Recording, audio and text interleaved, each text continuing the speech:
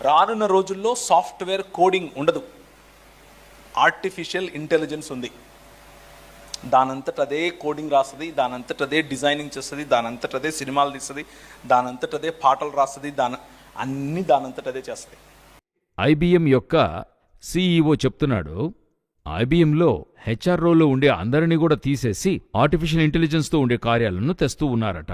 ఇది మాత్రమే కాదు, ఆంథ్రోపిక్ సిఇఓ అని చెప్పేటువంటి డారియో అనేటువంటి వ్యక్తి, అనుదిన పనులు లేకుండా పోతాయి, వైట్ కాలర్ జాబ్స్ అని పోతాయి, కేర్ఫుల్గా ఉండండి, ఇప్పుడే వాటికైన చట్టదిట్టాలను ఏర్పరచుకోండి, లేకపోతే ఒక కాలఘట్టంలో ఈ ఇండివిజువల్ జాబ్స్ లేకపోయేటువంటి ఒక పరిస్థితిని మీరు చూడవలసి వస్తుంది. అది 100% నిజం.